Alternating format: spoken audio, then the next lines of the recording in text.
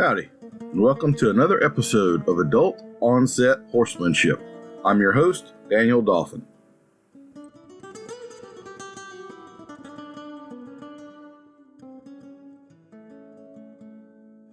Our guest this morning is Mr. Van Hargis of Victoria, Texas. Van has been called one of today's most versatile horsemen.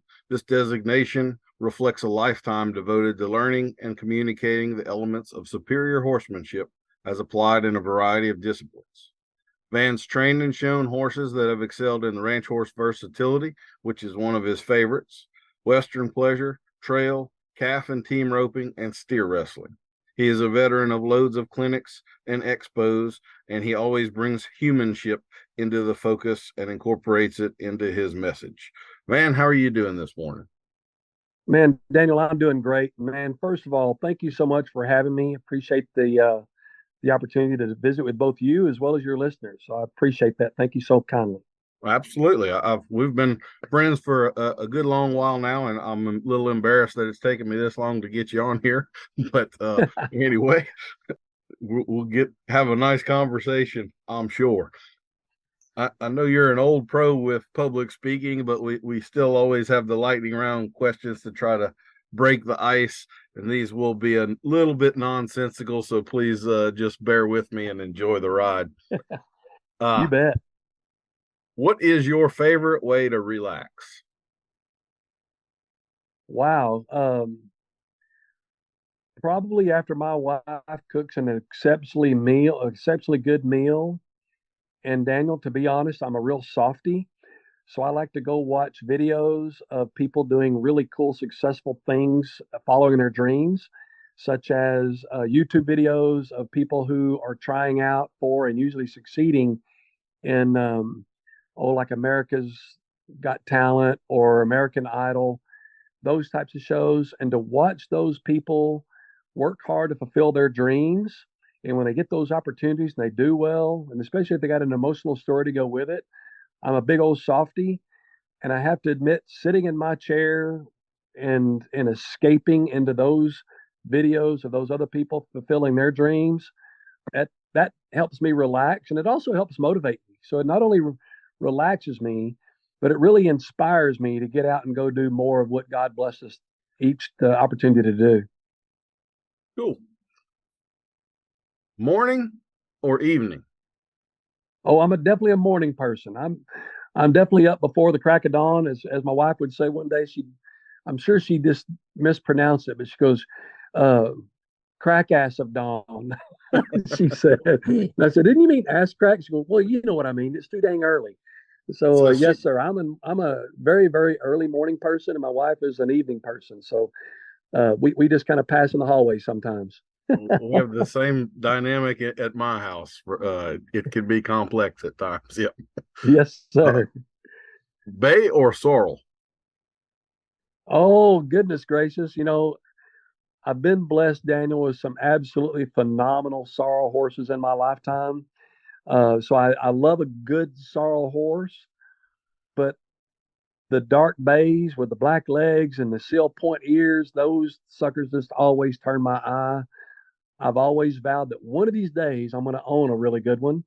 And so I guess in a way I'm kind of both, but I would love the opportunity to have a great looking, awesome bay gelding. This is one I call these nonsensical, but I kind of always have my own opinion too. And it's probably more than 80% people picking bay horses. And I would have thought it'd be more like 50-50, but it's not at all 50-50. It is definitely bay horses. So yes, sir. Figure. I've had a lot more sorrel horses take me to the show pen and win me something than I have bays, but I'm just always attracted to a really, really good looking bay horse.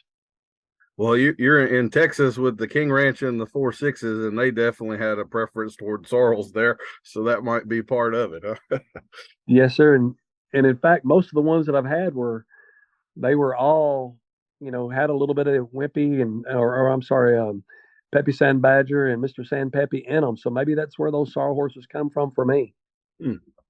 We'll talk a little bit about those bloodlines later, because I don't think most people appreciate how much the breeding that's gone into that has changed horses over the course of the last 40 or 50 years. I know if you were going to start one of those little peppy horses 40 years ago, you'd better have some Velcro on your britches. It wasn't a question of if they were going to buck; it was a question of how long the ride was going to be, and Right. that's very much gone by the wayside these days. But anyway, okay. Well, I have to be very grateful for that because that's one of the things that kind of opened the door for my career was the fact that when the Peppy Sand Badger babies were really, really getting popular, the honest part was nobody really wanted to start them. They all appreciated their athletic ability and their trainability, but they, as you just stated, they could be pretty waspy sometimes when we started them. But one of my mentors taught me a quote years ago. He said, "Well, Van, you wouldn't walk into an Irish pub and punch an Irishman in the nose and not expect to fight." Well, no, sir. He said, then if you already know what you know about those Peppy Sand Badger horses, then just approach them different. And Daniel, it completely changed my philosophy toward riding them. I took to quote an old quote by Tom Dorrance, I just took the time that it took. And it seemed as if that was the formula for me, at least, was just not push it and just give those colts a chance to accept everything. And even though it may seem like it was taking longer, it was getting those horses to the point where they developed confidence and that lack of sensitivity. And then as a result, we started having good success with them. Now, because those other trainers didn't want to ride them, a lot of those cutting horse guys would send those babies to me to start. And that started my reputation. And before you know it, I'd earned the reputation amongst that industry is send those colts to Van, he'll ride them. And so I really have to credit those Peppy Sand Badger horses back in the day for kind of putting my name out there for me. So I'm very grateful for them. And the ones that I've actually owned were kind of accidental, but I'm very, very grateful for the opportunity that those other trainers gave me to start those babies for them. Absolutely. Does pineapple belong on pizza? Well, I'm a Texas boy, so I'm going to say absolutely not for me anyway. No, sir. Do you have a preferred way to teach? So you have a podcast that you've done, you've got a YouTube channel and videos, contact through social media and your website, and then of course you also do personal appearances and clinics and expos and stuff. So among the various facets of how you communicate, do you have well, you wrote a book too. I forgot about that. Yes, So sir. do you have a preferred method? What's your favorite way to? Well, the egotistical side says I love to go perform at these expos. I really enjoy a much larger audience and a larger crowd. But when it comes to people who are really serious about learning, I would much rather them take the time to come and visit us at the ranch and stay for as long as they can stay. Sometimes we have folks out for just an extended weekend. And sometimes, like, for example, right now we've got a couple out of New Zealand that's been here for 4 months. Um, there's so much more that we can teach people on a much closer and much more intimate basis with a greater likelihood of understanding and understanding what they're really doing. Because when they're here, they can watch me demonstrate it, they can hear me talk about it, and they can go and practice it. We can evaluate it, and even sometimes we'll video it and then go back over the video later. So honestly, Daniel, I would much rather have people come here, spend the extended stay with us, and let us help them get to their next goal by being here. So that's probably my favorite way to teach because I get this much and I get to know something about the people. Oftentimes, when we do these things over the internet, we get right to the chase. We address the question, make sure we fully understand it, make sure we fully understand it from the horse's perspective, best that they can describe it. But there's no intimacy there. There's no real connection. And so when they come to the ranch here, there's an opportunity for us to really make friends for life, and I really enjoy that. Okay. Would you prefer to deal with a horse to start that is feral or spoiled? Well, let me see, Daniel. I've had, way back in the day, we had plenty of opportunity to work with the BLM and work with the true feral horses. And my approach to them is completely different, and it's much more pure and natural. And yet my approach with the spoiled horse is to let the other horses train it. So I'll get the permission from the owners just to let me turn those horses out for a few days and let the other horses teach it a little bit more about manners. Um, Depending on how the horse is bred, I would really rather have the spoiled horse, although I'll be the first to admit that oftentimes it's those first few days is by far the biggest challenge. But feral horses are feral horses for a reason. And I don't want to slap any of those people in the face that have worked so stinking hard to breed the horses that we all should want to ride and support. And the feral horses are feral horses just for that reason. They're feral. Who knows how they're bred? So I felt like I would be doing a greater contribution to the industry and supporting the people in the industry that's always supported me by swallowing my pride and taking on that spoiled horse. Would you tell us something totally unexpected about you? Oh my goodness. Well, it's weird. I'm always shocked at how many people that I went to college with that never knew that I was ever in horses or had anything to do with horses. And then I'm also surprised that people I've always known and associated with in the horse industry never knew that I played college football. So I guess that's the thing that I'm always shocked as I feel like my whole life has been public in either one arena or the other. So I'm always surprised that people don't know that I was once a very focused college athlete, and now I'm a very focused professional horseman. So I guess that's the one thing that most people don't know about is the combination of the two. So, what position did you play in football? I was a freak of nature. I was a running back. Okay.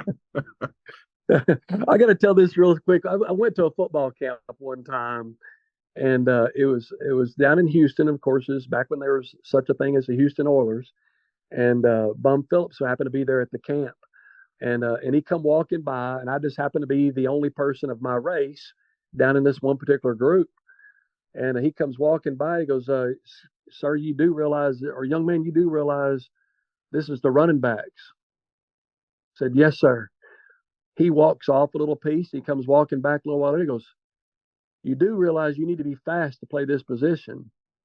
And I grinned at him, said, "Well, yes, sir." And he walked off. And a little while later, he comes walking back and goes, "You do realize that you're white?" And I said, "Yes, yes, sir." And he walks off again. And the rest of the camp was pretty funny and very, very enjoyable. But I just got so tickled at Mr. Phillips' very, very dry sense of humor. "You do realize you're white?" "Well, yes, sir." You're probably about 8 inches taller than the rest of them too, would be my guess. Usually running backs are kind of built like a fire plug, and you're a pretty tall fella.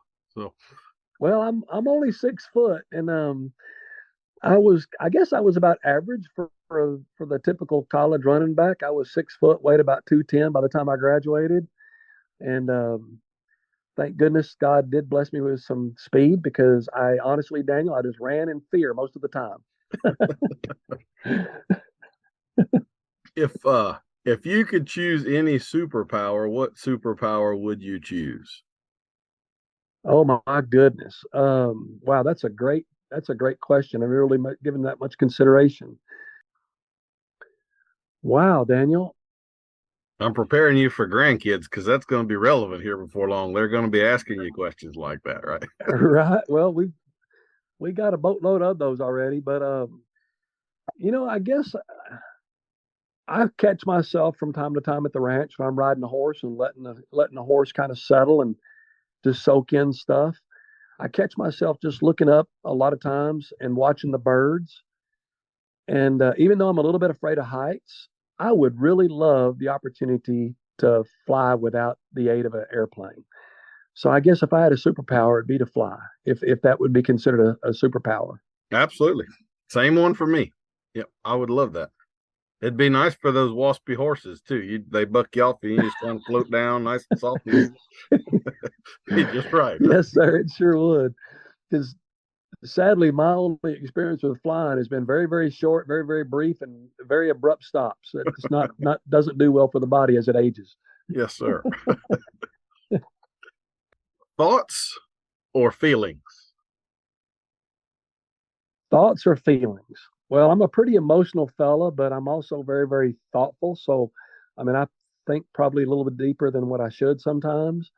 So I would tend to lean a little bit more toward thoughts. That's probably a guy thing. Are you decisive or indecisive? Woo, that's another good.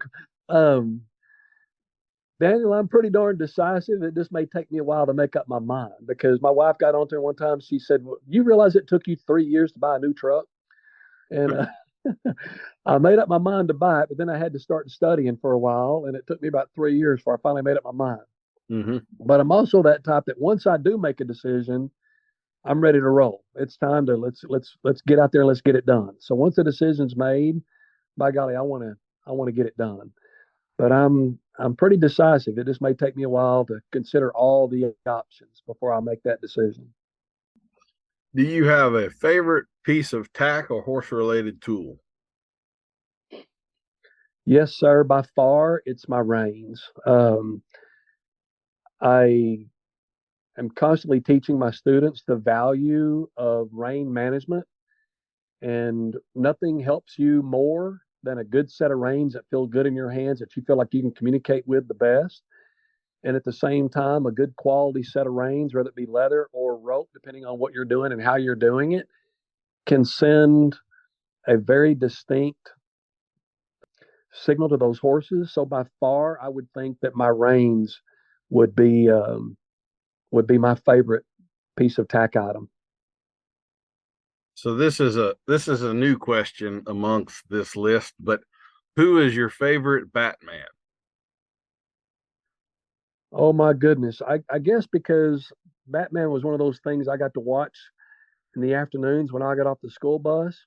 I don't remember the guy's name, but the original Batman on the Batman show, kind of the Adam West. cartoon version.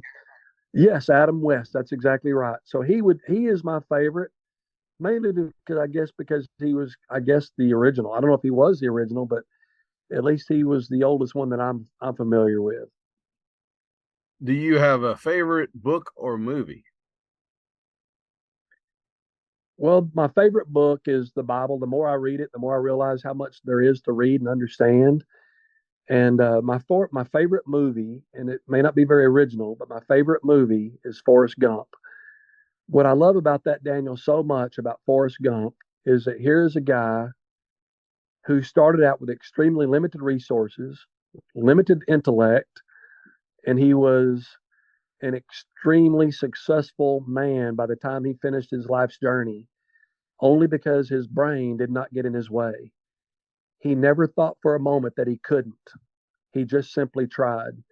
And that to me has been an inspiration to me ever since I first saw the movie.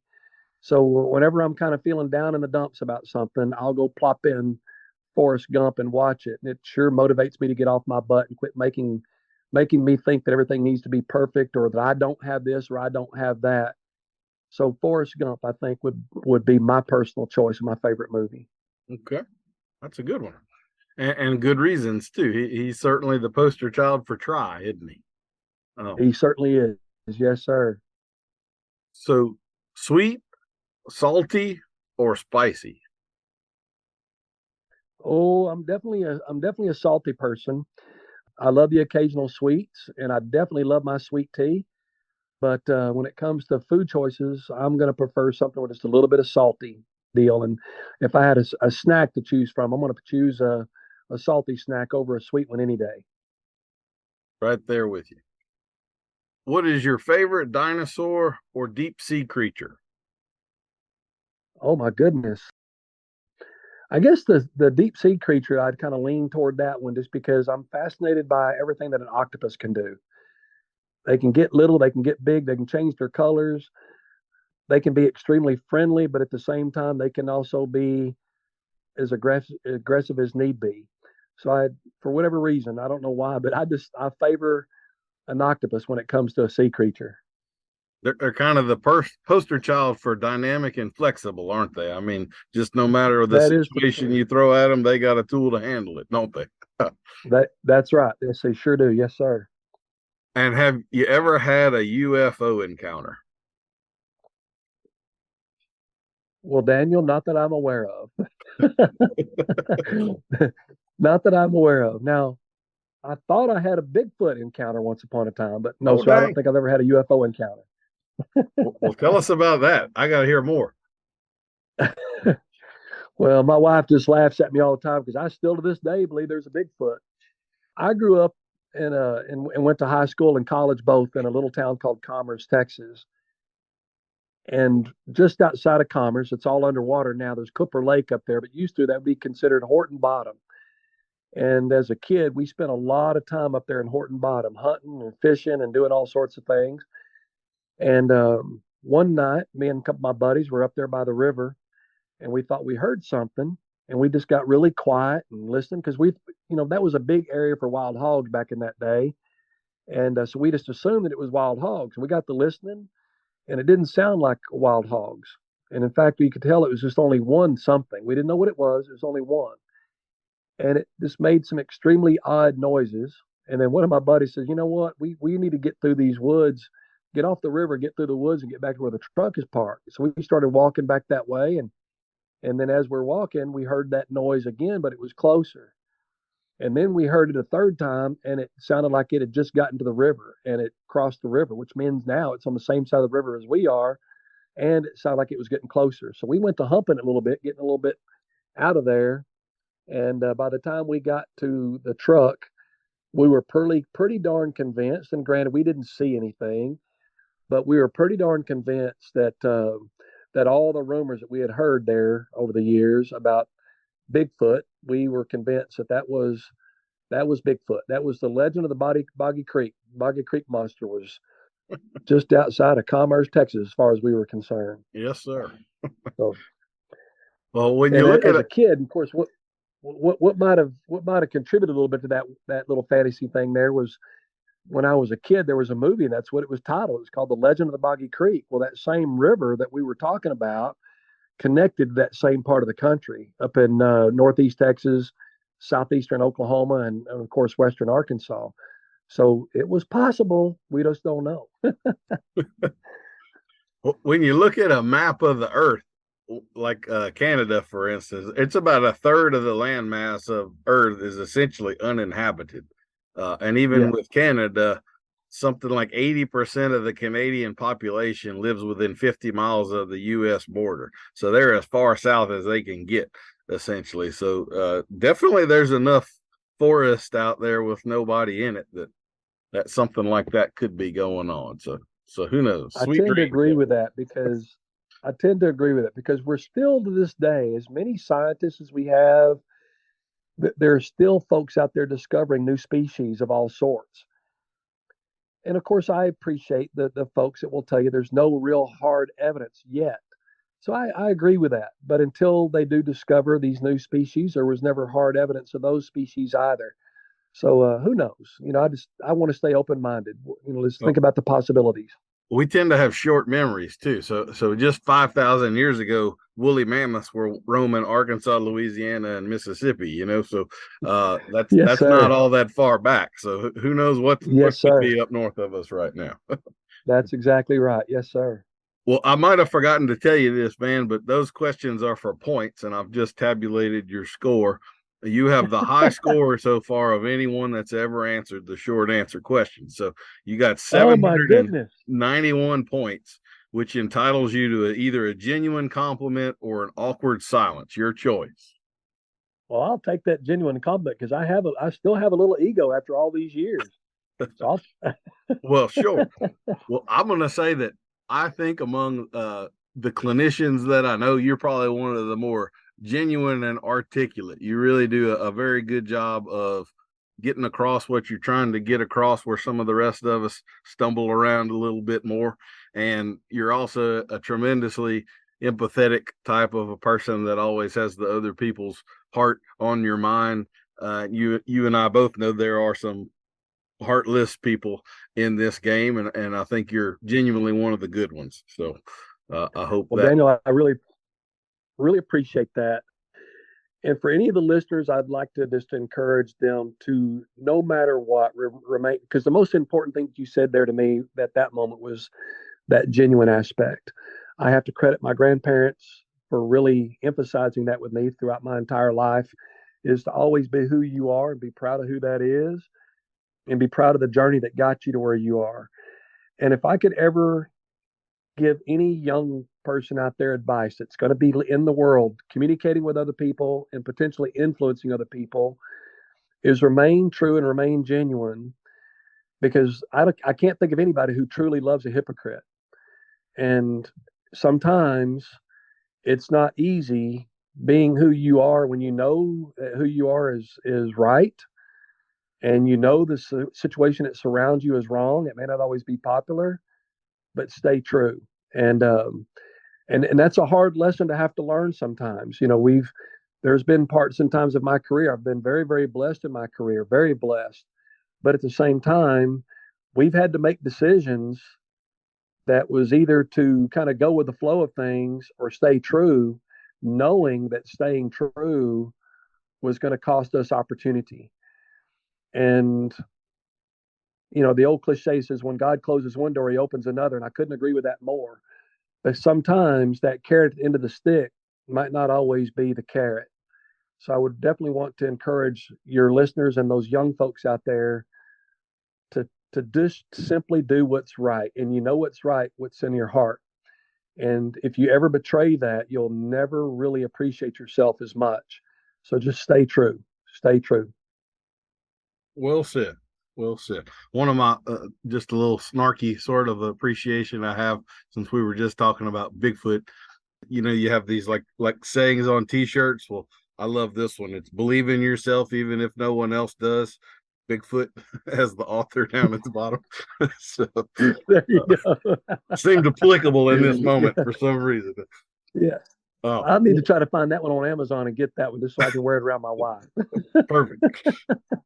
Uh, Yeah. well, Van, would you give us the 30,000-foot view of what it is that you do these days? Well, Daniel, I'm spoiled rotten. I get to stay home more than I ever have in my life.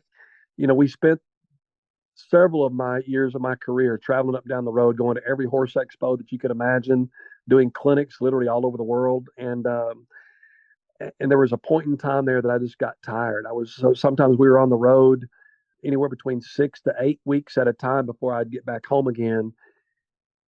As much as I enjoyed it, and as many phenomenal people as we met, and as many great horses I got a chance to ride and work with, I'm so, so grateful for those times, because I think those times help afford me the opportunity to do what we do today. And we get to work with a tremendous number of people, but now the difference is they come to me. They come here at the ranch. One of the first things we built when I bought this place down here in Victoria was a dormitory. And that dormitory holds, well, or will house up to 8 people. And then we also are in the process of building cabins on the ranch, just so that we can have more people come and stay more comfortably for longer periods of time. And it just affords me the opportunity to still do what I love to do, which is help people. People, I mentioned this in my book, Daniel, that people say all the times, oh my gosh, you've been in the horse business since you were such a young child, and you must really love horses. And the answer to that question is, Daniel, yes, I do, but not for the reasons that people think.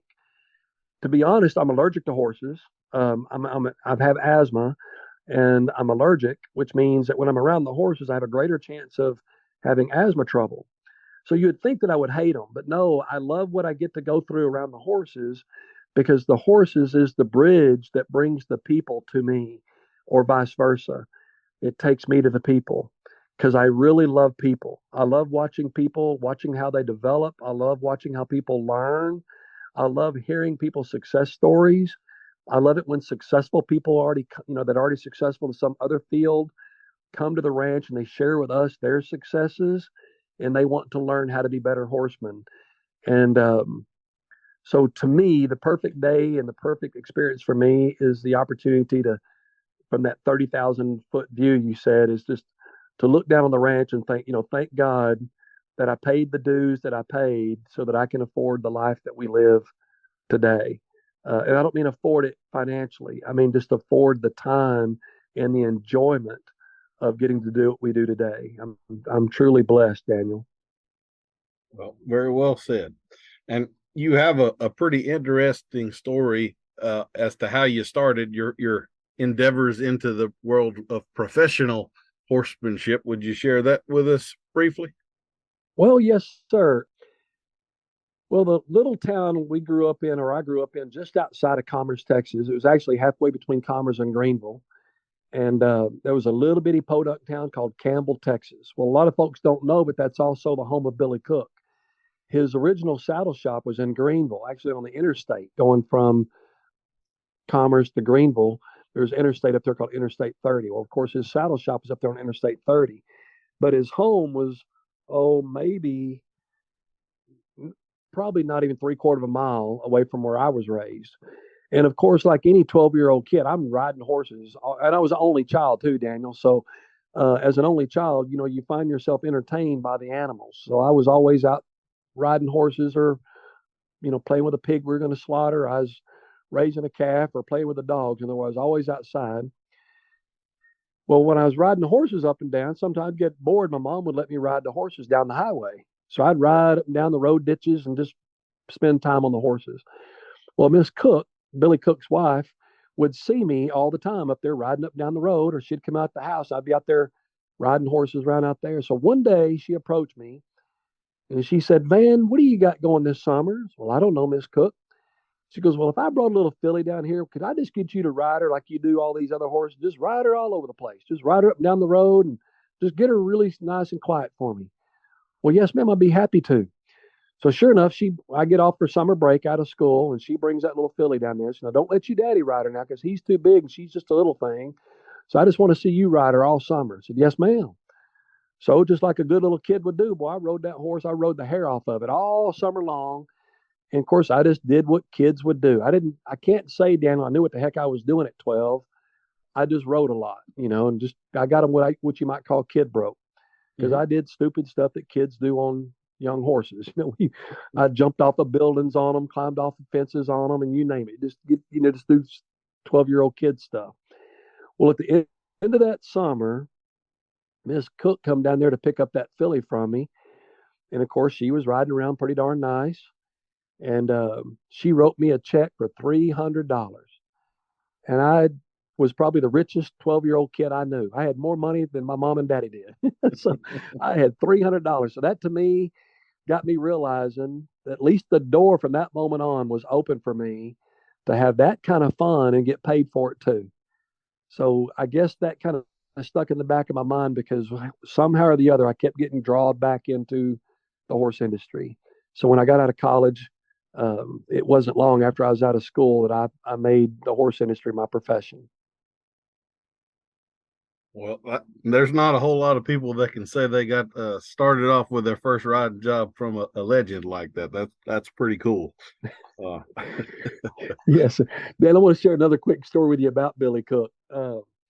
As I mentioned earlier, I got to the point in my career where I was traveling all over the place doing clinics and seminars, and we were getting approached by various sponsors to help promote their products and things while we're out on the road, and in front of their target audiences.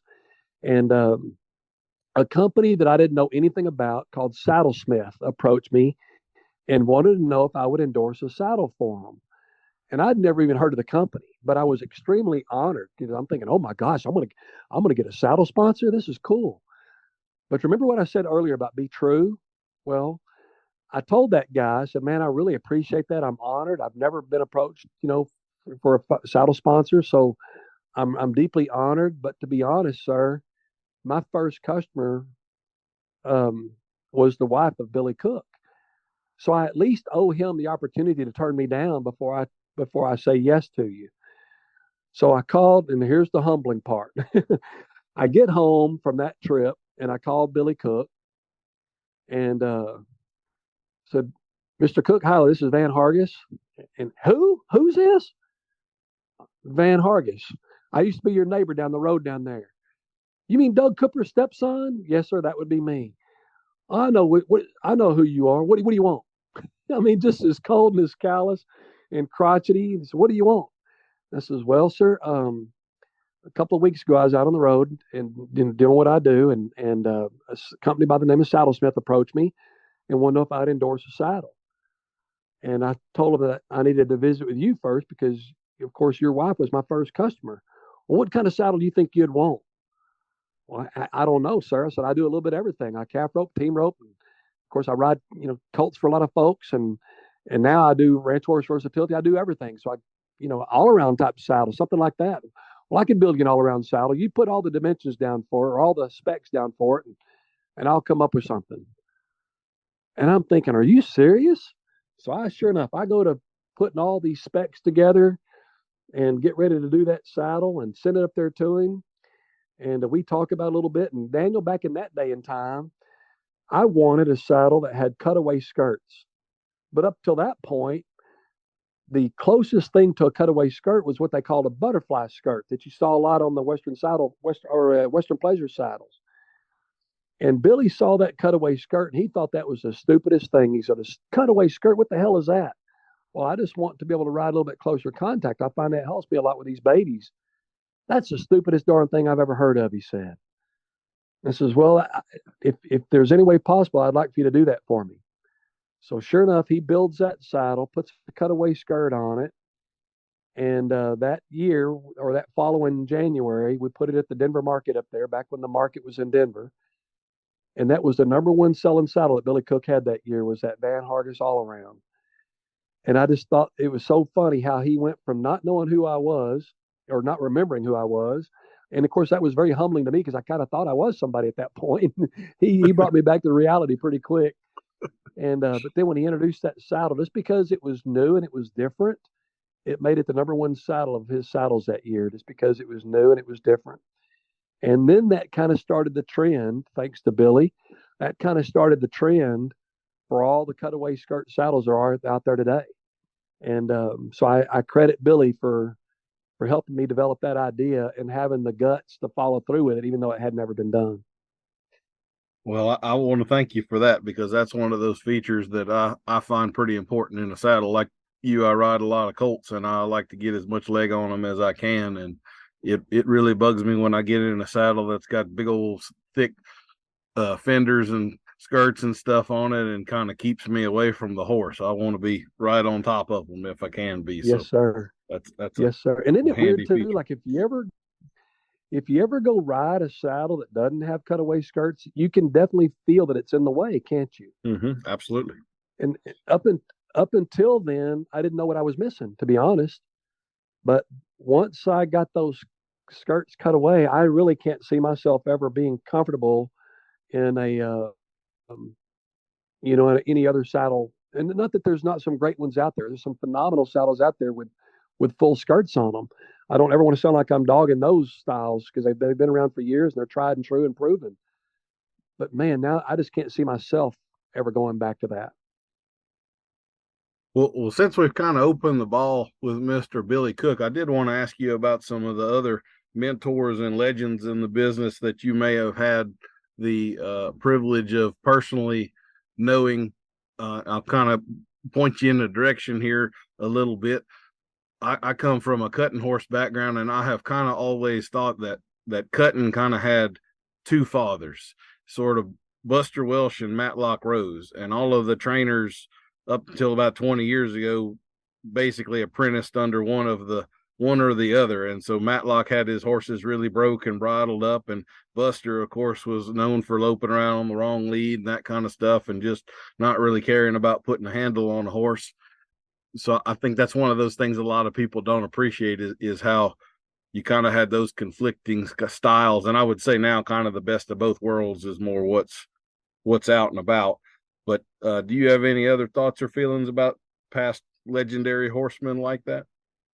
Well, first of all, those two that you just mentioned truly are legends of our industry. I think they influenced the industry probably as much or more than anybody, especially in the show horse world, and then two, in the ranch horse world, more so than what people realize. Because Buster Welch was a ranch cowboy by far. He was not just a horseman that had great success in the cutting pen.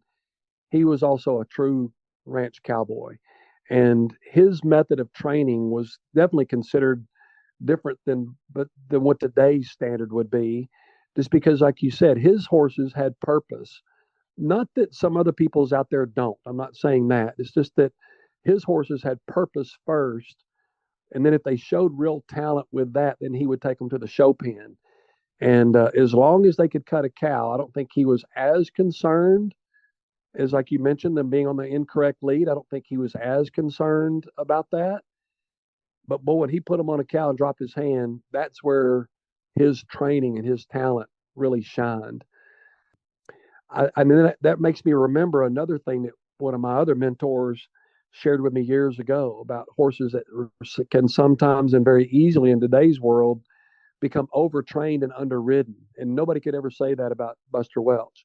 His horses were definitely ridden and then trained also, instead of the other way around, overtrained and underridden. He just, like I said, he just had purpose. Matlock Rose is a legend, not just in the cutting horse industry, but in pretty much everything stock horse. Stock horse, of course, preceding what we know today as reining. But Matlock Rose was by far, I think, one of the best horsemen that our industry has ever known. One of my biggest influences, though, was a guy with a lot more refinement than both of those two gentlemen. A very articulate, very kind man by the name of Jack Brainard. I met Jack up in Denton, Texas one year at a regional 4-H show at the Rex Cobble Ranch back when Cutter Bill was in the industry. And Rex Cobble at that time hosted that regional 4-H judging contest every year. Well, my mom and my stepfather were the 4-H leaders for our region. And we went up there, but I was too young. I was only 8 years old. And I didn't know any better. So I just go up there and I registered like all the other kids did. And I started judging horses. I just started kind of following the little groups around and was judging the horses. At the end of that day, they were calling out the students that were going to make the finals. And my name got called out. And when it got called out, my mom ran up there and said, "You can't use Van because he's not old enough. He wasn't supposed to register." Well, it broke my heart because I thought, well, who cares if I'm too young? Because you're supposed to be 9. I was only 8.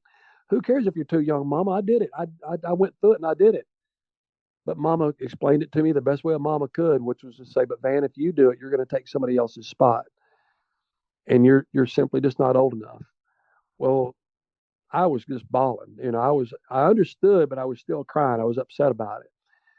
And Mr. Brainerd happened to be there, and he walked over there and grabbed my hand and said, "Well, you just come go with me, because we're going to go judge the rest of those horses in the semifinals." And he led me around and let me do those. Now, here's the sad part. I didn't even know who Jack Brainerd was at that point in time. I just knew he was a really kind man that had some sympathy and empathy for an 8-year-old kid that had earned a spot but wasn't old enough. Well, years later, I began to realize who he really was, and I was a fan ever since. And then I began to realize how legendary he truly was as a horseman and as a man. Then, since we had that initial ice breaking, I guess you could call it, and he had my undying respect, I began to call on him from time to time, with problems that I was having with my colts or with my horses. And of course, he was always eager to help.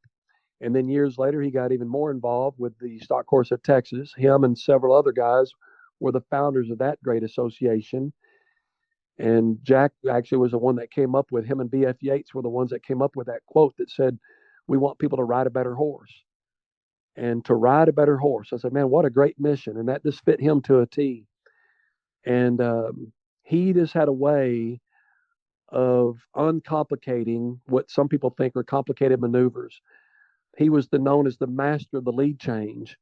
And he probably could break that lead change down and make it so incredibly simple.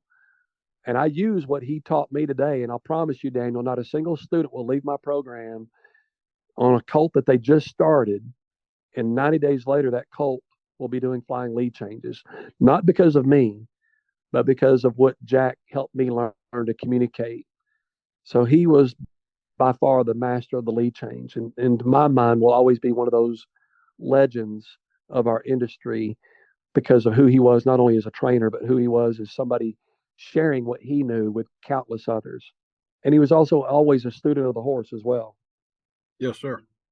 That really was a time. I think both he and Matlock Rose have a reputation of that. That was back when a trainer showed in halter, and you kind of did everything on one horse, and so they weren't maybe as specialized, but as far as well-rounded and understanding things, you would be hard pressed to find very many horsemen of today's age that have the depth of knowledge that those guys had back then. They really were masters of the whole picture, for sure. They truly were. And the sad part is, and I tried to emphasize that in my book, is that Jack was, he was always so willing to go communicate with people. He died at the ripe old age of 100, and he did his last clinic, Daniel, when he was 99 years old. But it's very important for us to realize that that generation of horsemen is probably the best generation of horsemen that our generation or that our lifetime will ever see, because more things change and change for the better during that time frame than any other, because that generation also had people like Tom Dorrance, Ray Hunt, Jack Brainard, Buster Welch, Matlock Rose, and Don Dodge, and the list goes on and on and on. And I'm sorry for leaving so many great legends out, but those are just the ones that just come to the top of my head just really, really quickly. But almost every one of those, if not all of those people, are all dead now. I think somebody told me the other day that BF Yates is still alive. And if we don't gather what those men taught now, it's too late. And like I said, most of them already passed away. Yes. The good thing is that most of those people documented their careers in one way or the other. And we do need to learn and appreciate what those men learned. And there was no shortcuts. It was just good, hard work and understanding the horse, both mentally and mechanically. I had the privilege of riding in a Jack Brainard clinic. I think he was 95 or 96. So he rode right up until he was about 93, I believe. And then he just basically lost the abdominal strength to be able to do it anymore. And he could still crank out lead changes like poetry, even at that age. So he had been out of the saddle for a couple years when he did this clinic. And I can remember one of the things that absolutely shocked me about him was he sat up in the stands with a microphone while we all rode. And even at 95 or 96, whatever he was, that man's eyesight was perfect. He could watch us ride and he didn't miss, he could tell at the trot if you were going to catch the correct lead or the wrong lead, or whether the horse was balanced the way it should have been. And you would think at 95, he just couldn't see the arena well enough to be able to pick out details like that, but he was as sharp as a tack. And yes, I really always appreciated, he was a Western horseman, but he had influence that went into the racing world with D. Wayne Lucas, and then he had a very strong understanding of dressage and all, which he still incorporated into the Western stuff. A lot of people would kind of think of the old cowboy as being uneducated, but that man was as well read as anyone you've ever met. He had a way of talking about, like you say, the way he could break things down and make them simple. His incorporation of the thoracic sling of the horse in the collection was a game changer for me. It really changed the way that I looked at and thought about that stuff, and was really sort of one of those, I don't know how I didn't figure out this by myself, but he put all of the pieces of the puzzle into the line for me that made sense. So truly a legend. Absolutely. Yes, sir. And you hit the nail on the head too. And you said he was so many other disciplines that he studied, because I had the opportunity to visit with him at his place in his barn on numerous occasions. And I never saw Jack in his chair without a book without his chair that he was reading. And I never saw his bed without a book on the nightstand that he was reading. He was always a student of the horse. And let me give you an example of that. I had the great opportunity of doing a clinic with Jack, with kind of a co-clinician type thing in Abilene at the Stock Horse of Texas clinic one year. And we literally had the arena divided in half. And I'm looking at one end and coaching one end, and Jack was looking at the other and coaching that end. And we're both on horseback right in the middle of the arena, facing our respective directions. And I yelled out something at somebody, and out of the corner of my eye, I see my mentor here, this guy that I just had so much respect for, shaking his head like I must have said something wrong. And I didn't want him to school me in front of God and everybody. So I said, Jack, turn your microphone on. So he turned his microphone off and he said, what is it? And he said, did I say something wrong? Oh, no, I liked what you said. Why were you shaking your head? No. He said, oh, I wasn't shaking my head. No, I was just thinking. What were you thinking? I was just thinking, I'm afraid I'm going to die before I learn everything about these darn horses that I want to learn. And Daniel, he was 86. And it's not Yes. that I said anything brilliant. I just said it different than what he had probably heard it said before. But he was 86 years old at that time. And I'm thinking, if this sucker is still learning as much as he's learning at 86, I just hope like heck that I can learn so much later on in life. And in fact, he was the one that inspired my quote that says, I have no desire to retire, because he was the one that told me years ago that you're going to get to a point in time in your life, and you're not going to be able to ride horses every day, not enough to make a living. He said, but you do have the ability to communicate and learn and share with other people that what you do learn. You can do that when you're 86 years old. You're not going to be able to ride enough horses to make a living when you're 86. So Jack was a great inspiration in seeing beyond your productive years in the saddle as well. Well, I think that kind of segues nicely into what we were talking about earlier in the lightning round questions about the changes that we've seen in horses over the years. And we had talked about the little peppy horses and all. To me, I can remember my career isn't as long as yours, but I've been at this for nearly 30 years now. I definitely saw more bronky horses in the cow horse bloodlines at that time, and I think we've had some influential sires, none greater than Highbrow Cat, that came in and kind of put a much more trainable mind on them than some of the original cow horse bloodlines, like the Little Peppies and the Peppy Sands. And Smart Little Lena was another one. If you started an own son or daughter of Smart Little Lena, that was like riding a deer for the first couple of months. So uh, things have gotten a whole lot easier on our end. What are some of your thoughts or observations on the changes that you've seen in your lifetime in horses, breeding Well, wise, I genetic definitely think wise? I think there's been a lot more emphasis on what you just touched on. That was trainability. We had bred some of the greatest athletes that I think that we could ever expect to have sit in front of a cow or run down and do sliding 11s, in a show pen. So our athletic ability that we'd put on them had obviously already began to shine. The question is how many horses were being rejected because of lack of trainability? They just couldn't handle the pressure, or we just weren't going to be able to get them broke enough in time for some of our major events. Not that they weren't good horses, they weren't going to make good horses, but the lack of trainability cost us too much time. So I think that us joining those two things together over the years, developing a little bit bigger bone on them again, because I think we went there for a while. We were kind of breeding some bone out of the horses, and of course we all paid the price of you know countless millions of dollars spent across the world on hip and hock or stifle and hock injections.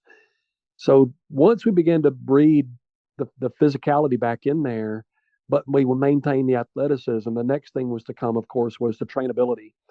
And honestly, these last several years that I've had the luxury of starting a few of the top end reining horses today, dude, they're already broke. You don't have to do anything with them. Just kind of show them what you want, get out of their way, and just start refinement almost from day one, because they're just so broke. And we're starting to see that more and more in the cutting horse world too. But there is a downside. 20 plus years ago, we started seeing clinicians popping out of the woodwork everywhere. And admittedly, I was one of them.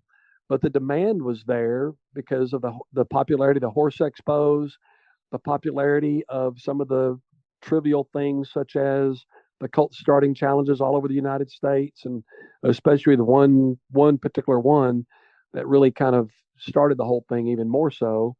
Um, but then we started seeing the clinician world started desensitizing horses, to where everything was desensitized, desensitized, desensitized. And here's the reality, though, Daniel. I've seen a lot of horses that are gentle but not broke. I've never seen a horse that was really broke that didn't get gentle. But you see, you've got to understand where we put our priority. When you see these clinicians that are going out there that have probably never ridden a performance horse a day in their life, and they go out there and they focus on desensitization, what they don't realize, that horse will probably never make a great athlete. he'll never have the opportunity to become a good athlete, despite how well he's bred. Why? Because they've overdone the desensitization of the point that you've taken the response time out of it. These horses that are phenomenal cutters, we need to maintain those horses' quickness and alertness and quickness to recognize signal and or cue. And if we spend too much time desensitizing those great minds and those great brains, we end up dulling out the athleticism. So that's been one of the biggest things that I've seen is almost a bigger, broader gap between our clinician trainer and our performance horse trainer. And both have a purpose. I mean, the largest segment of our industry is still, and I don't mean this disrespectfully, but the largest of our industry is still the little short fat lady who just wants to have a relationship with her horse. But and again, I don't mean that disrespectfully. So there is a purpose for that type of trainer and that type of clinician. But my goodness, let's do that with all the feral horses and not do that with these horses that somebody had spent some unbelievably great time and resources training these horses, or I'm sorry, breeding these horses to do all the wonderful things we want them to do today.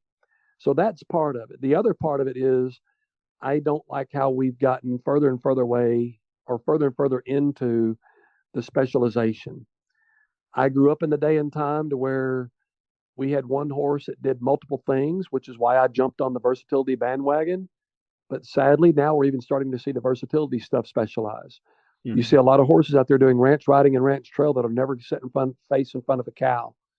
And that's not what the versatility thing was designed to be. The ranch horse versatility horse was designed to be one horse that could go and perform in multiple events.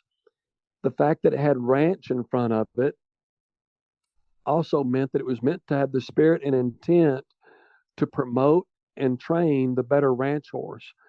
And I just got through judging a national show in Sweetwater for the American Stock Horse Association. I didn't see a single horse, not a single one, Daniel, compete that didn't have sliding plates on. And I can't imagine a ranch horse going out and working in a real job with sliding plates on. As you and I both know, it's extremely dangerous. So what did we really do? We just put a new title on another show horse. And that's not what the spirit and intent was meant to be. So we've even specialized that segment. And don't get me wrong, I'm still deeply grateful for the industry. I still love the direction that it's traveling. I just wish that we could focus more on the lack of specialty more so than the true specialty.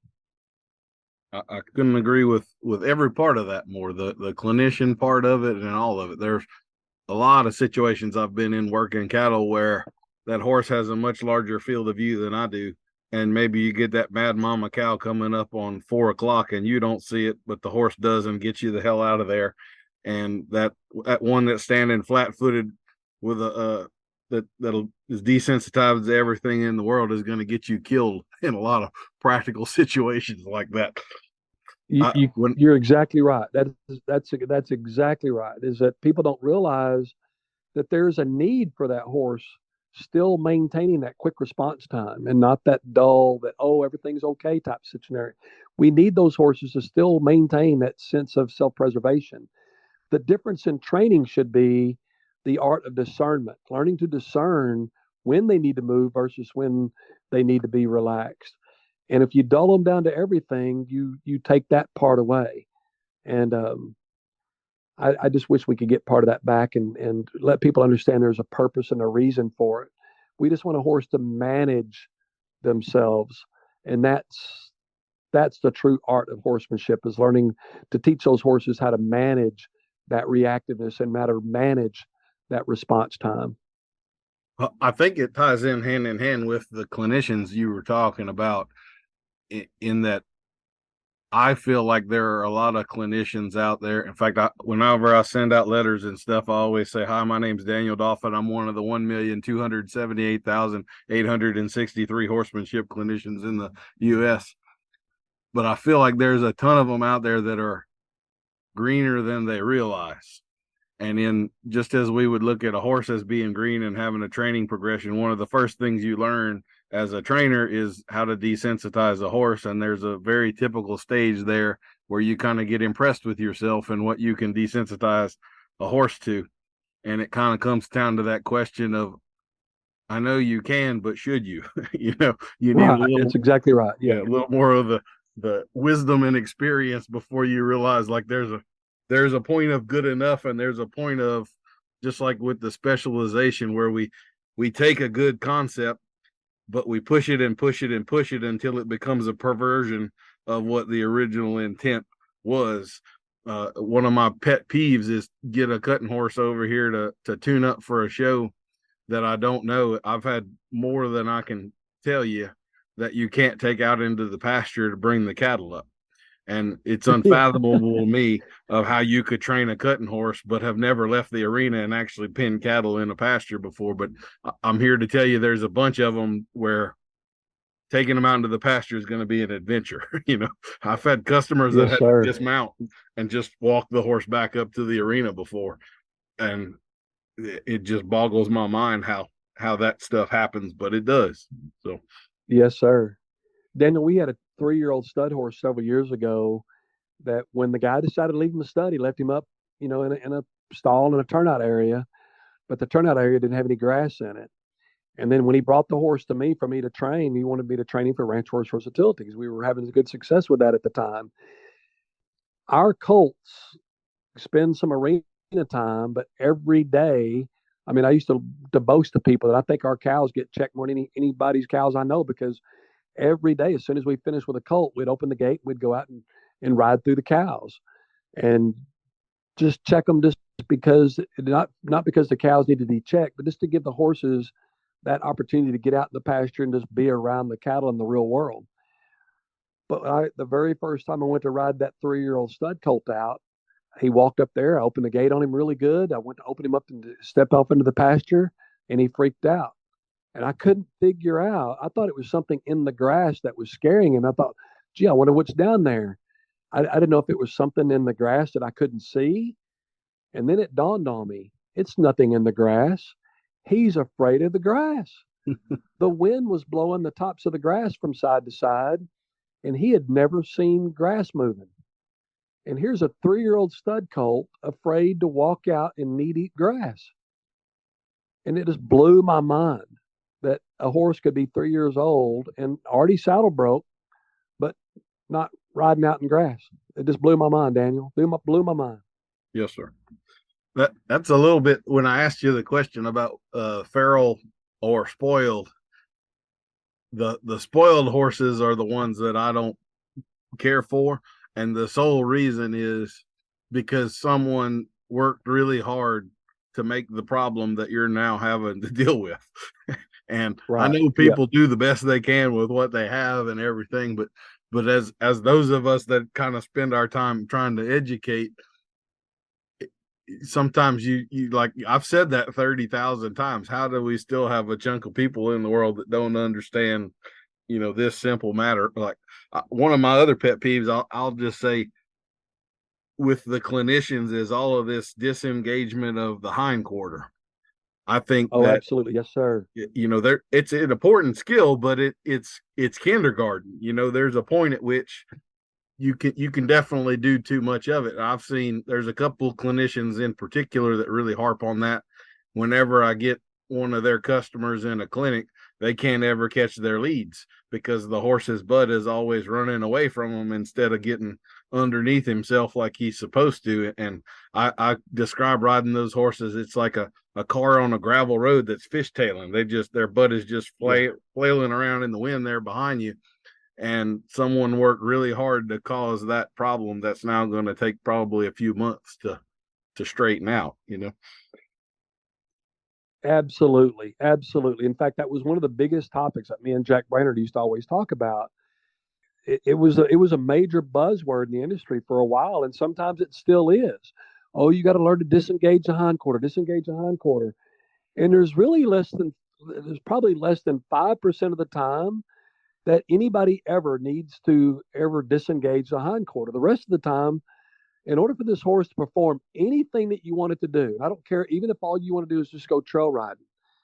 And I'm not discounting trail riding at all. I tell people all the time that's a whole heck of a lot more dangerous than what I normally do.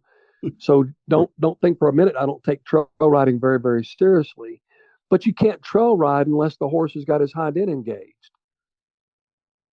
So considerably less than 5% of the time do we want the horse to be able to disengage his hips. The important part is that the horse and the rider know how to do such and when to do such. But it's not really that good of an emergency brake either, in my opinion.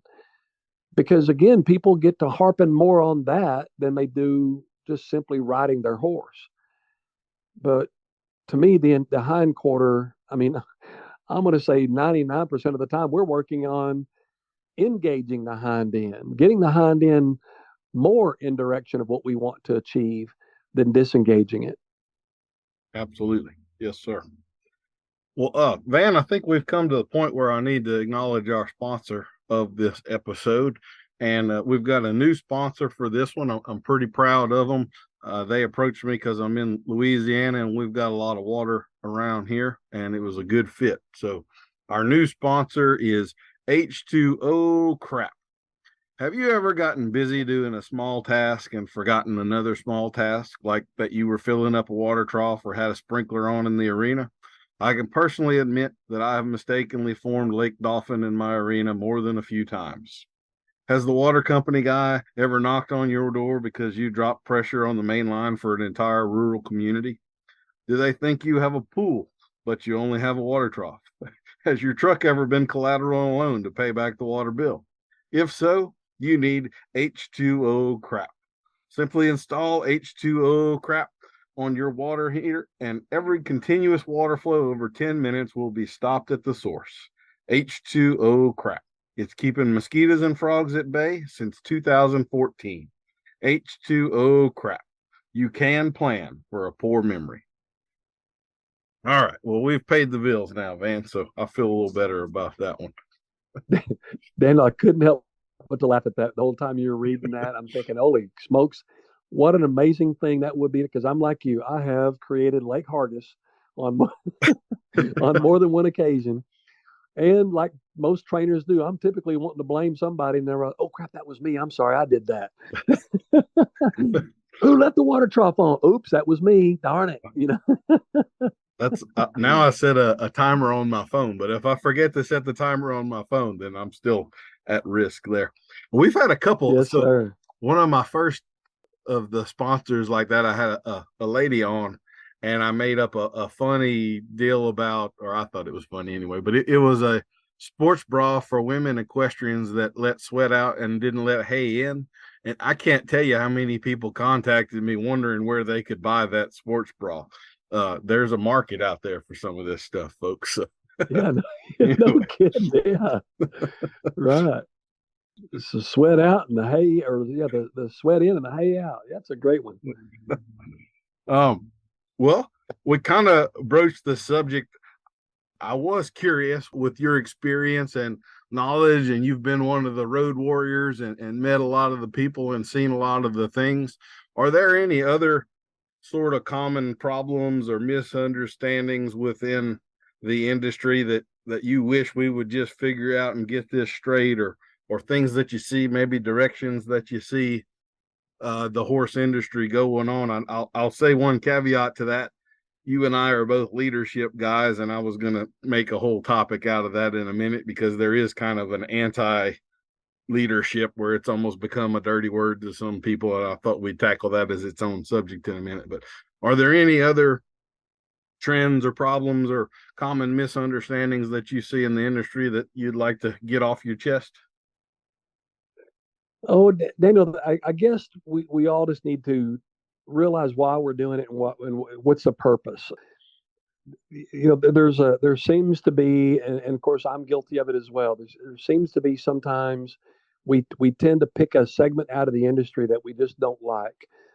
For example, I was just up there this weekend judging that horse show, and I heard half a dozen people talking about, oh, they love the way we do our ranch riding and that sort of thing because it's so much better than the peanut pushers.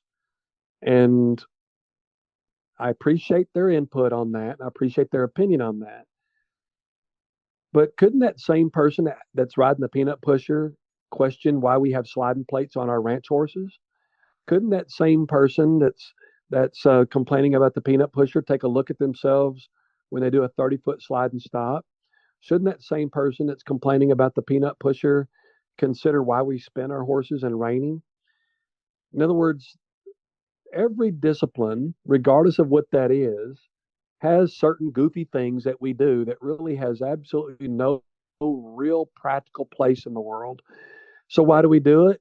Is because we as Americans like more.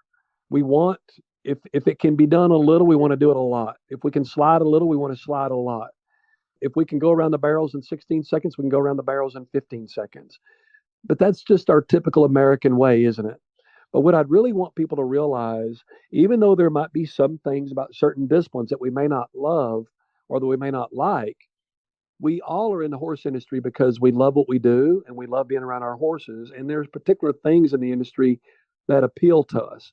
And that, again, is what's all about American freedom. We can all choose to ride the non peanut pusher, or we can choose to ride the horse that slides 30 feet, or we can choose to ride the horse with our hand down that just eats up a cow alive. And in other words, we all have that freedom to go to the other. But please, let's not look down upon the others, because that's no different than putting down the guy that loves a Chevrolet versus a Ford just because you drive a Dodge. And in other words, we all have that freedom of choice. And if it all benefits the industry, then we're all benefiting from it. So I think what I'd love to see is that as we get more and more specialized in what we're doing within the industry, I also think we all need to practice a lot more understanding and tolerance in the industry. I'm all about the folks that not liking the peanut pushers. But Daniel, I made a living training them for a while because I was starving to death and I needed the money. And I was riding those Western pleasure ponies because it was paying the bills. And unfortunately, we just had really good success with it, which kept the horses coming. But it also, I didn't like the fact that we had kind of created some of these false gates. But like I said earlier, I can't complain about the false gate at the canter if I'm sliding a horse 30 feet, because that's pretty false too. So I guess what we're really saying is let's just all ride, have fun, enjoy the differences that we do have, and be tolerant of every discipline that's out there, even if it's not something that we do. And we're starting to see that a lot, but at the same time, we also see the folks that want to get a little bit snobby. I'd really encourage those snobby folks just to kind of take a little bit different perspective. Except for barrel racers. It's perfectly fine to hate barrel racers. So just everybody, so you know. uh, I used to.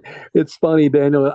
If I used to tell everybody, I've earned the right to say stuff about barrel racers because I used to be a calf roper, and when you're not roping calves, you're chasing barrel racers. So you just, you just, but yeah, they're all sorts of different standards, isn't there, for every industry.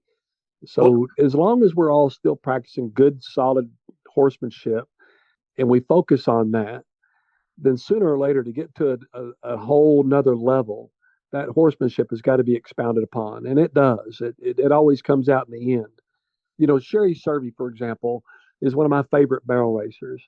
I love the athleticism and everything else that goes into barrel racing, but we've all seen some of those horses that come down the alleyway a little bit goofy, and we've seen some of the contraptions that some of the folks put on their faces that causes some of that goofiness. But I love to watch people like Sherry Servey, who kind of in the warm up pen looks like she's just warming up a ranch horse. Then she comes down the alleyway and her horses just look calm and quiet and relaxed. She goes and runs her pattern just as hard and as fast as all the other girls. She's never pulling, jerking, and snatching, and she's always centered on her horse. And she's not the only one. She just ones that come to mind because I've watched her for so many years now. But I just wish that she would influence more and more young women to consider the way that she gets the same job done as some of those people that yell, jerk, spur, and do whatever, and kind of create crotch rockets out of their horses. Because Sherry gets the job done as she has done for years, so nobody can say it's a fluke either. well, to play a little bit of the devil's advocate to some of what you said, I'm certainly all for the tolerance. And one of the things I get somewhat involved in a lot of the legal legislative matters of this stuff, and I really very firmly believe that we have a common enemy out there that just loves anytime we do infighting and stuff like that, and they take that and use that as ammunition against us. At the same time, I feel like we could do a better job of policing our own. And Yes. to me, sort of the weak link in the chain always comes down to the judging. And you and I have both done a decent bit of judging of different things, and I'm sure you have been invited to be a judge, and you show up at an event and you're not really sure exactly what the criteria of how this particular association judges this ranch class or whatever. Sometimes the communication isn't really good there, and it can vary place to place, and sometimes the rules are not necessarily written by someone who is as knowledgeable as they might be on the topic. So I'll give an example of that. There was an association I was a double A judge for, and the guy that wrote the rules and was running it was an ex-reining horse trainer, and he had written in the rules he was intending to outlaw gag bits, but the way he had defined it, he had technically outlawed all curb bits. And I was reminding him of that for 3 years before he finally changed the language in the rule book. But we've Wow. also got situations where there are long-standing rules, and I'll pick on reining because I love to pick on reining. In the last 20 years, they've gone from spins that were significantly, or let's say there was a high degree of importance put on the inside hind leg pivot, and now the horses have gotten a lot sloppier but a lot faster. But that horse might start in one place, and by the time he gets stopped, he may have shifted 10 feet to the left and still would be a plus one half kind of a horse. And it's also very common to see they're going to do a 15-foot side pass before their lead departure, and those sorts of things don't get picked up on with this is one of the things that mystifies me as a cow horse guy, but it's reasonably common to see them do a rollback and leave that rollback on the wrong lead, and they've got a quarter of the arena to change leads before that becomes a penalty.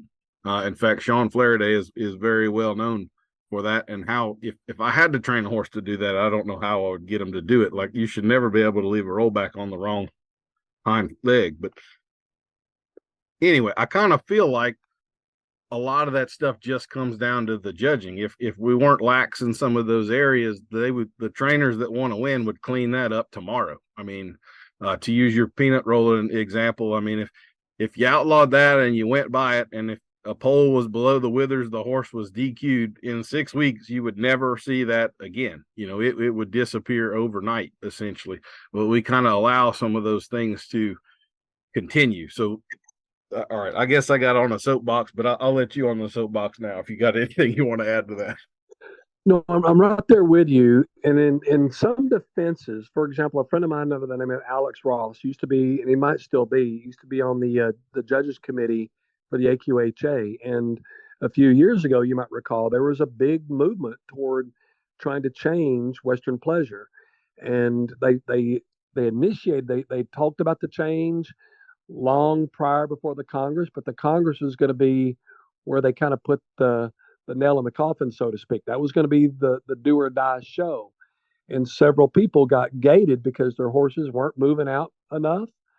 And like you said, their pole was below the withers for more than a certain specific number of strides that they had come up with. And they started with the open classes. They started gating some of these top end Western pleasure trainers.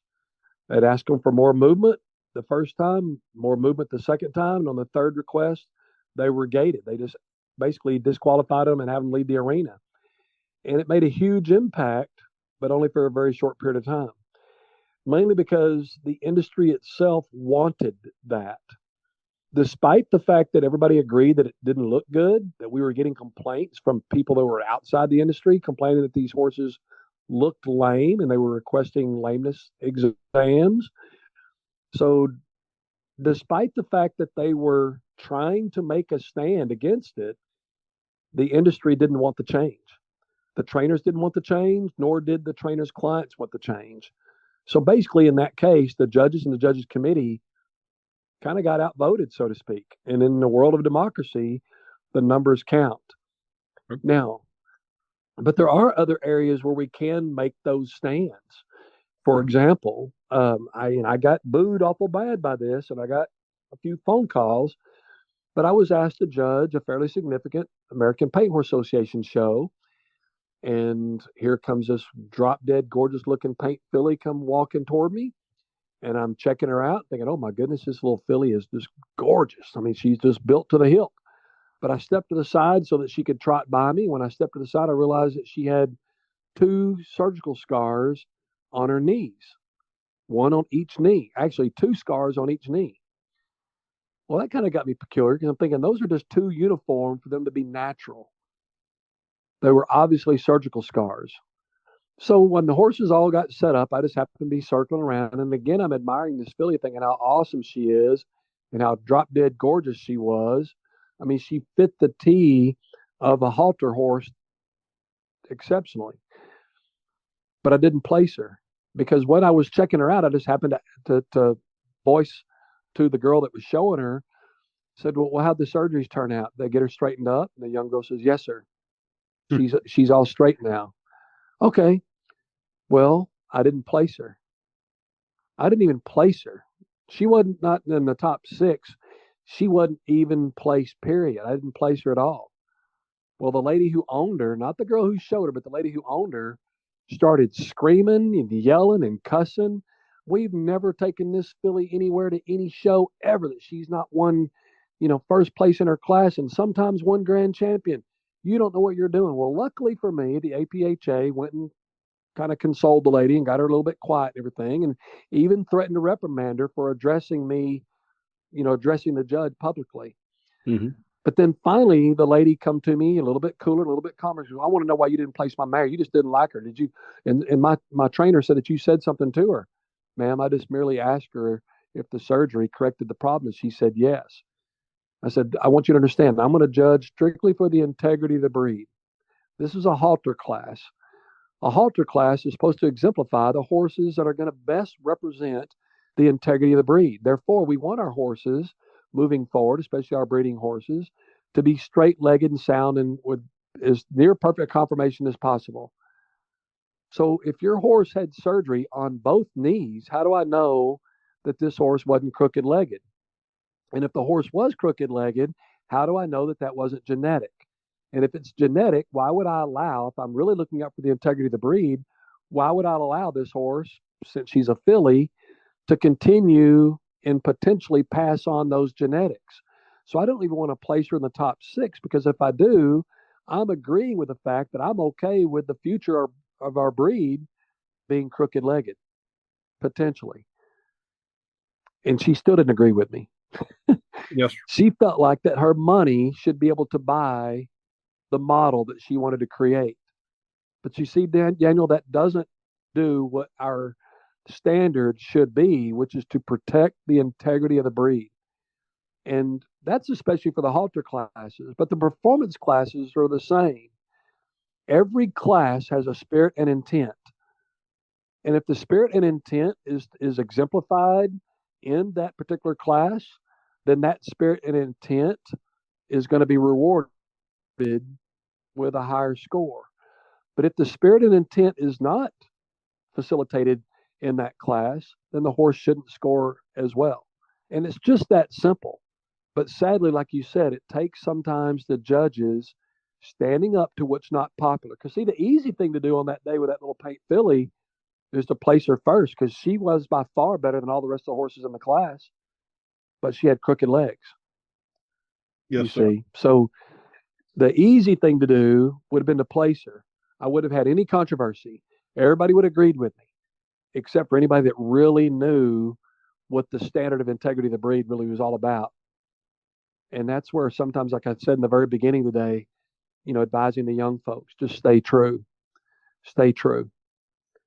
Well, this really makes me want to ask you about your official position on boob jobs, but I guess I'll be more of a gentleman and just keep that to myself. That's just plain false advertisement, isn't it? Well, Yes, sir. I will that does open a door here, and I've mentioned this a few times on the podcast. Keep in mind this is editable, so if you don't want to get into this, I will absolutely just cut this out. No worries. But in the reining world, we also have got a stallion that is carrying and propagating the deafness gene, and getting into these bald face horses and all that stuff. And the trainers like the colts because they aren't distracted. Kind of that sensitivity you and I were talking about earlier.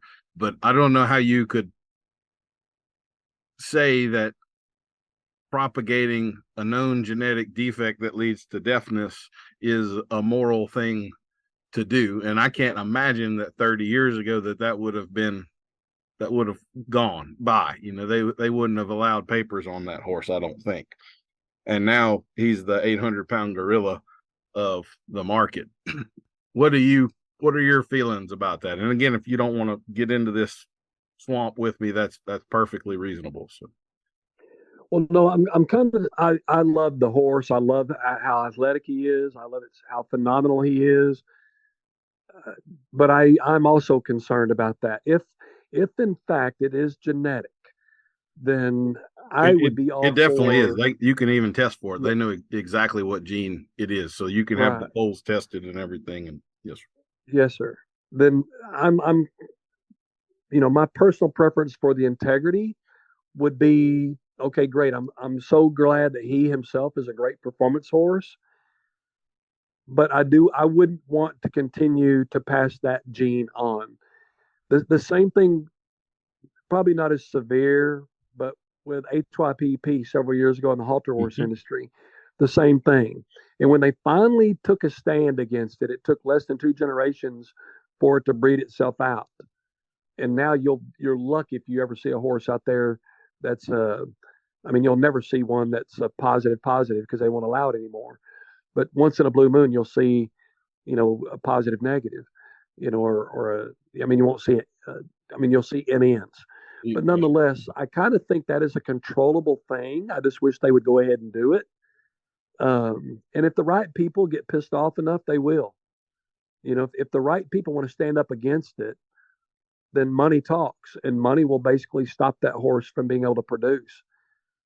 Do I love the trainability? Everybody tells me about how trainable that horse's bloodlines are. Yes, I absolutely love that. Do I love the athleticism? Yes, absolutely love it. Do I? I'm personally not a big fan of bald faces, but I can't discriminate against everything. That's just a personal preference. But I just know that those horses are doing extremely well and very flashy. A lot of what people like. But man, I'd have to run my flag up the pole against the deafness, because I just don't think that does anything for the future integrity of the breed. Absolutely. Before you know it, you got Yeah, a bunch of horses out there that run around that can't hear. yeah. How do you turn that loose on a 2,000-acre ranch with coyotes and wolves and mountain lions in Montana? I mean, they're just that's I don't understand it, and I certainly get the capitalism part of it, because he was Right. awesome. If he had been mediocre, then maybe he never becomes and as you know, there are horses that are performers, and then there are horses that are breeding horses, and he just happens to be both. So Right. Yep. Yep. not propagating him is a financial decision for sure, but propagating him is, I think it's hard to say it's not to the detriment of the breed as a whole. So anyway, you talked about halter horses. My first horse job was cleaning stalls at a halter horse barn.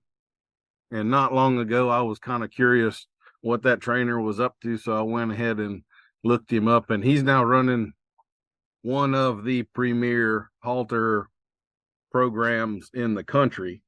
And so I thought I would look. They had just acquired this new stallion and had the poster of him and all of this stuff. And it's got the graphics and all of it. I'm not going to name the program or anything, but this was the most post-legged horse I have ever seen in my life. It almost looked like it had been photoshopped. You could have drawn a straight line from the stifle through the hop through the fetlock. I mean, he had absolutely a straight hind leg. And again, I'm just going like, that's supposed to be a halter horse. He's supposed to be Right. the epitome of structural correctness, and this is a major structural flaw that would never have flown years ago. And here he is, one of the top stallions in the country, propagating a known genetic flaw, and we're just letting it fly. And I mean, he's a top, one of the top horses in that breed. And I'm just going like, in the day of Matlock and Buster and True Horsemen, looking at a hind leg like that would have been an orange billboard. You couldn't unsee it. There's no way it would have Right. been Yes, hit, sir. And now, Right. now it's out there and nobody seems to pick up on it. I don't know, but Yes, sir. anyway, their horse, their choice, I suppose. Well, Van, why don't we get Well, into some of your offerings? You have a book that you came out with here a couple of months ago, I guess. The Horse is My Teacher. You've got your Top Hand Club, which is your subscription side to your website. And then you've got your intern program. And I know you still do some clinics and things. Why don't you tell us a little bit about that stuff? well, you betcha. Well, we're very proud of that book. It was actually inspired by one of my clients. I hate to admit it, Daniel, but close to 20 something years ago, she just loved all the stories that I shared about some of my mentors along the way and some of the things that they would say to me and the ways that I would share those when I was talking to my customers and clients. And even at the horse expos, I share the same type of stories. And she just happened to say, well, Van, you need to write a book. And that got me thinking that, yes, I probably did. But honestly, I just didn't think I had the discipline to do it. And I didn't know if I was a good enough writer to do it. I'd written a few articles for various magazines, but I'd never even remotely attempted a book. Heck, it was hell on wheels to get me to turn in an essay in high school and college. But yeah, we finally sat down and started putting those stories together, and publishers snapped it up and put it out there. And it really, Daniel, is about the quotes that I use along the way. For example, one of them from my grandmother was like, "Yard by yard, life is hard, but inch by inch, it's a cinch." And I utilize that every single day in my horsemanship, but I also use it every single day in my humanship. So that's what the book is all about. It's got these quotes that I've learned from different people along the way, whether it be a grandparent or another trainer or a football coach or an English teacher or a math teacher. It's these things that have helped me tremendously over the years. And I tell about the origin of the quote, where it came from, and then how I utilize it in both my horsemanship and my humanship. And again, that book is called The Horse is My Teacher. If people are ever interested in that book, we're tickled to death to do signed copies. And I do sign copies personal. I don't just sign a bunch of them to sell them. I always write something in there to whoever purchases the book, or of course they can buy it from Amazon. And as you mentioned, we've got what we call our intern program here, which is our Top Hand Horsemanship Academy. We will have our students come in for no less than 3 months at a time, and it's a pretty darn intense program. It's at least 6 days a week. Sometimes it's 7 days a week, and it's kind of what a horse trainer does day in and day out. And what I find out is these young folks that think they love horses and they want to ride, there's a big difference between wanting to ride and having to ride. Do I get to ride today or do I got to ride today? So we really expose them to it. We really expose them to every aspect of the horse industry when they're here going through our program. And then we also subject them to other trainers and other clinicians. And we also take them on road trips. For example, one of my sponsors is Reinsman and Circle Y. So we let them go over there and see how bits are made, how reins are made, how headstalls are made, and how saddles are made. And they get a chance to tour that facility and tour that factory. And all of that's part of that 3 month program. We've only had a couple of students that have gone through the entire program that didn't pass, but most of them do. My test for passing is pretty simple as far as their horsemanship goes. They all have to start a colt under saddle, and at the end of that 90 days, if I can't walk, trot, and lope that colt and change leads, in other words, do simple lead changes on that colt with nothing but just a string around its neck, it doesn't pass the course. So I expect those young folks to get those colts going good enough to where I can get on them and get them walk, trot, lope on the correct lead, and then also do simple lead changes with just a string around its neck. Most people can't get that done in a whole heck of a lot longer than 90 days, but my students will get it done in the first 90 days. But they don't where they're not allowed to make a mistake. In other words, we allow them to make mistakes, but they found out really quickly what they can truly achieve in a very limited amount of time when they don't have to go back and fix things. And so that's kind of the biggest thing that we work with is just having a step by step approach and working with whatever the horse needs to have worked on at the time. And then, of course, we've got our program to where we call it an extended stay program. This is where folks can come out to the ranch and spend literally anywhere between an extended weekend, a long weekend, all the way up to 3 and 4 months at a time. We've had people hang out. Like I said, we've got a couple here from New Zealand now that's been here right at 4 months. In fact, they're leaving this Thursday.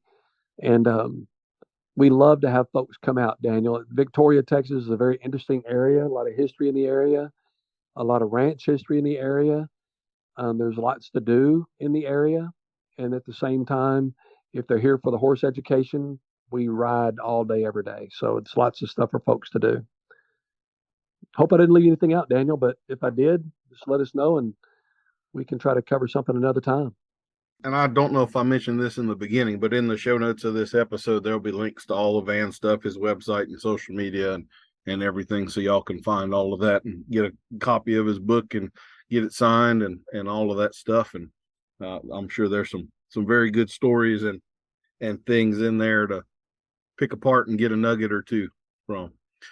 One thing I wanted to ask you about specifically, Van, is you have this term that you use, and it's very uniquely your own, and that's humanship. How do you define humanship? How I define it, what I refer to is if we think about, you hit on a buzzword earlier about leadership. Most of the things that we see and that we follow in other humans, they have these certain characteristics about them that makes us attracted to them. And it is ranging from stuff from kindness, understanding, empathy, honesty, integrity. And those are the things that I feel like that a horse gives us an opportunity to practice every single day. The good thing about horses, and I'm sure dog people say the same thing, but the good thing about horses, they don't have the capacity to lie. They don't have the capacity to be evil. They don't have the capacity to do all the things that we don't like about good humans.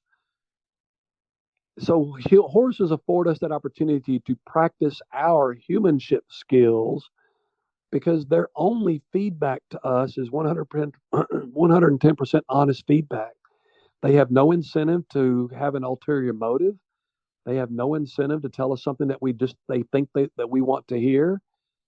So they tell us very quickly if my kindness works. They tell me really quickly if my aggression works or if it didn't work. They tell me very quickly if my temper got in the way. They tell me very quickly if my leadership helped. They tell me very quickly all the things that I need to know about being a good leader and a good human with all those positive characteristics that we'd love to see in our human leaders. So I guess that's what I'm referring to when I'm talking about horsemanship and humanship paralleling and that humanship aspect. Horses give us an opportunity to practice being better humans every single day. Every time you work with one of them, their feedback is just absolutely honest and invaluable. It's a beautiful thing for sure. I'm a little bit of the opposite of you in that I got into horses to not have to deal with people. It didn't work out quite like I had anticipated. I also had no idea how many hours I was going to spend behind a computer in the horse business, but that's just how it goes Yes, sir. sometimes. But I absolutely love how literal horses are because people are significantly more difficult to read. And well, leadership, I guess, was the last topic that I had to discuss, but I haven't figured out a clever way to extract this fact from you. So I'm just gonna bluntly ask: is there a special cool thing that you got to, I guess, fruit to pluck from the tree of being a dad and practicing this humanship throughout your life? I know you recently had a pretty cool again, I'm muddling this, so I'm just gonna let you tell the story. You know what I'm talking about. Yes, sir. Well, God blesses us with children ever so often, and and I was truly blessed with two wonderful daughters. My oldest daughter was born in 1991 in New Zealand, and we brought her back here in 1992. And coincidentally, that's the same year that I opened my training facility there in Sulphur Springs, Texas. Up until the time the girls were born, the only thing I knew about teaching anything was horses. I'd had lots of experience with horses, but zero experiences with children. And I kept hearing people warn me about, oh, you just wait until they hit those terrible twos. Well, the terrible twos hit, and I never experienced it. And then because we survived that, I guess the negative folks wanted to tell me how bad the teenage years were going to be, and they kept telling me, oh, you just wait until they turn teenager. And the teenage years came, and we never saw any real issues. And then people say, well, man, I just can't believe your daughters turned out so good. How did you get your daughters to be so good and so sweet and so kind and so successful? And I said, I have no idea. Number one, I guess their mama had a pretty good role in it. Number two, as far as the training goes, I just train them like I do the horses. And some people would laugh and cut and chuckle about that. And then I'd finally explain. I made just like we do in a lot of stuff. I make the right thing easy, the wrong thing difficult. If they were doing the right thing, I just left them alone. If they didn't do the right thing, I'd correct them and I'd hold them accountable and I'd get out of their way and I'd give them opportunity they're going to do and they're going to make mistakes. But when they made a mistake, we corrected them, showed them what we wanted, then we got out of the way. And before you know it, and I always said this, my girl's job was to train me to leave them alone. My girl's job was to train me, if they didn't like me fussing at them, to train me not to fuss at them. But my commitment to them was that anytime that they weren't walking the straight and narrow, is to correct them. And they did a good job at it. And the girls turned out really good. And I think it was just because we were very blunt about it. We were very direct. I used to tell the girls at a really young age, I'm not here to be your friend. I'm here to be your daddy. And the blessing is later in life when you realize that your friends, that is the true blessing of what I would call the parenthood side of life, but also feel the same way about my horses. When I walk out there to the pasture, and I'm very demanding of my horses, I expect them to perform at their best ability. I expect nothing less. In fact, all of my students hear me say several times a day, we do not settle for average around here. Average is easy. Nobody here is going to be average. Everybody's going to be a lot better than average. We train 120% so that 100% seems easy. And I think taking that discipline, Daniel, to from the horses and to the children and then back to the horses again has really helped me set a good standard for myself and my expectations. But it also helps the girls, my daughters, their children now, and my students hold themselves to a higher standard than they thought possible. And then we learn to appreciate those who helped us hold them or help them hold themselves to that higher standard. The true blessing of that to me, and where I really realized that I wasn't being unfair to my daughters, because we also teach being firm but fair, is when my oldest daughter got married. She called me and said, "Hey, Dad, you're not ordained, are you?" So, no, sweetie, I'm pretty darn spiritual and pretty religious, but no, ma'am, I'm not ordained. And Jazz asked if I would please go get ordained so that I could perform her now husband's wedding. And Daniel, it just brought me to tears. But of course, I did my dead level best to go get ordained in a timely manner so that I could both give my daughter away as well as preside over her wedding. And of course, only, I guess, right at 2 years later, my younger daughter said the same thing. Hey, Dad, now that you're ordained, I want you to give me away as well as perform our wedding. And that's when I really realized, Daniel, that maybe being firm but fair with the daughters really paid off. Because there were times, as we do sometimes as parents, and as sometimes we do as horse trainers, sometimes we question our own techniques and our own methods. Maybe I was a little bit too hard here. Maybe I was a little bit too firm there. And that just confirmed in my mind that we must have done something right. That the girls asked me to be the minister of their weddings. That's quite a unique honor. That is definitely a life goal right there, to still have that sort of relationship with your kids once they become adults. So big kudos to you for that one. Well, I Appreciate it. And you're right. I think it is an honor. And I thank my girls for that honor every day, because the easy thing for me to do would just been to go hire somebody for a couple of $100 or whatever it costs. But for them to ask me to do it was the least that I could do. But it sure made me feel, maybe it sure made me feel good about our relationships. Absolutely. Well, I guess to wrap up my last question, we'll go back into the leadership. And I was listening to an episode of your podcast, which is called Ride Every Stride. And you were talking about leadership and trust and bonding and connection.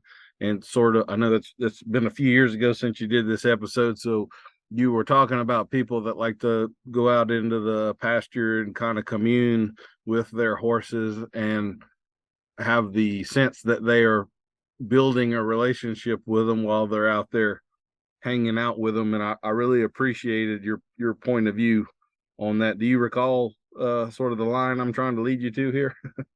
Yeah, vaguely, Daniel, but keep going with that, and you're going to strike a nerve with me, and I can follow up. Sure. It was basically that when we build a relationship and all, we do that through actions. And when we're just passively sitting in a chair out there with the horse, you didn't say this, but the thought I had on it was what you really are teaching that horse is to ignore you.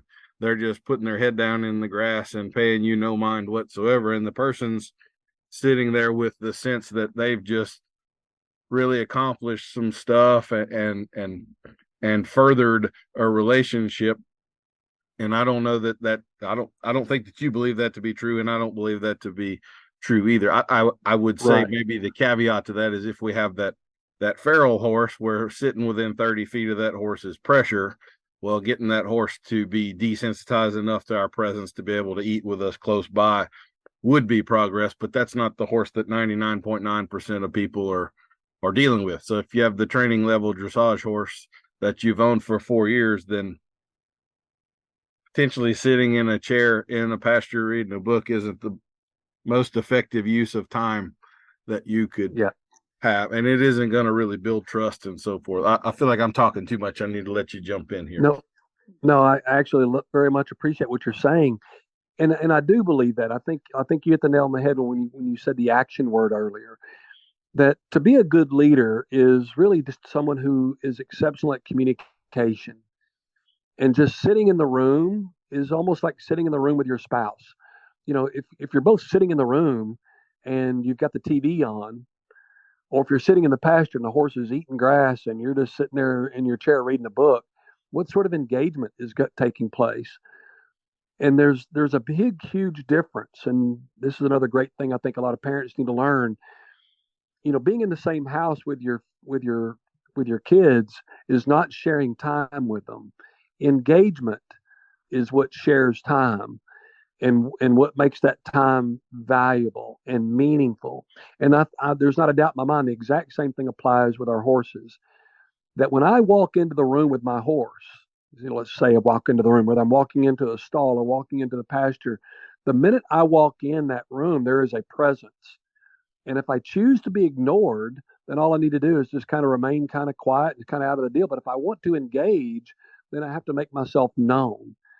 And at that point in time is when the engagement and the quote unquote relationship, and some people want to refer to it as bonding, that's when bonding takes place. But I want people to understand too that little fine line what bonding really means.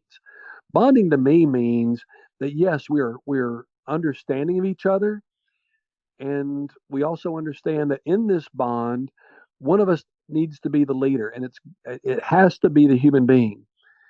In this relationship with a horse, it has to be the human being. The bond comes with the understanding of that relationship. As long as we understand that, we're going to get along really well. But if we're lacking an understanding of that, then there's going to be turmoil in the relationship. There's going to be distrust. Well, who's leading? Who's doing this? Well, I thought you were. No, I thought you were. I don't want the leadership role. You take the leadership role. You cannot have that in a good, working, productive relationship. Number one, there has to be engagement. And then there has to be the understanding of role. Who is the leader? The horse has a role to play, and I have a role to play. And if we're going to be horsemen, whether we want to be or not, if we own horses, we have to be the horsemen. Therefore, our role is to be the leader. And I kind of hope that's what you're kind of leading at, because that's truly my thoughts, is that we need to be engaged, and we also need to be engaged with a full understanding of each other's roles. And then here's the coolest part. When I'm working with a colt, even a horse that I don't know, I don't on purpose work on hooking up and joining up and all that crap. I'm not in the business of selling DVDs and videos because I can get any freaking wild ass horse out there to follow me around a round pen. In fact, Daniel, I've never had it fail, and I've never once made it my priority to get this horse to hook on or join up. So why does the horse do it then, if that wasn't my goal?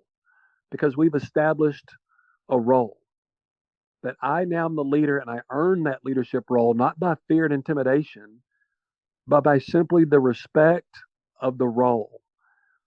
And it's so many times I'm working with a horse, and I walk off to go grab my saddle and saddle him for the first time, and the sucker's in my hip pocket. And not a single time did I plan that.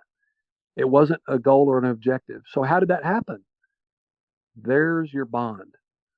There's your acceptance of your role. The horse will feel and sense the respect that I have for him and his role, or her.